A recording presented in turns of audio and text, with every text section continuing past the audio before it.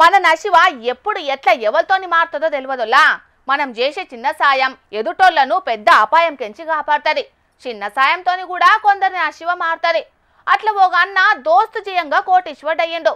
మరి ఆయన ఎవరు ఏంది వార్తలకు పోయి అడుచుకుందాం పాండ్రి.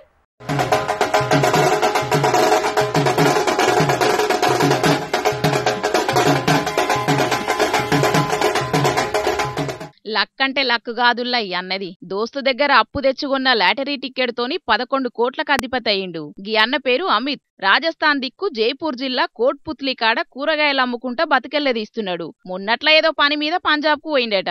అక్కడి సర్కారోళ్లు పెట్టిన లాటరీ టికెట్ ను దోస్తు తన అప్పాడుకొని కొన్నాడట. నొసల్రాత మంచిగుంటే ఏది వట్టిన బంగారమే అయితదన్నట్టు మొన్న అక్టోబర్ 31 తారీఖు నాడు డ్రా దిత్తే అన్న పేరెళ్ళింది. 11 కోట్ల లాటరీ తలిగింది.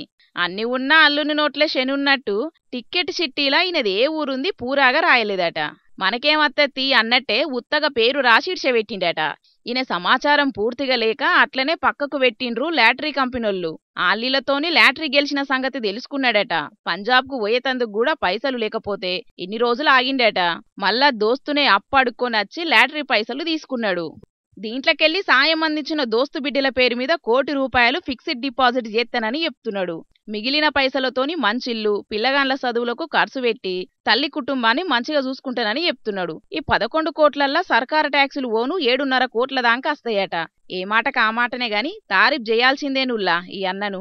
ఏదో తెలిసి తెలవక చిన్న సాయం చేసిన దోస్తుకు ₹1 కోటి ఇస్తున్నాడంటే పెద్ద మనసే అయినది. దోస్తైతే ఆ పైసలతోని నేనన్నా కొనకపోతినని ఎంత ఫీల్ అవుతున్నాడో పోన్రి.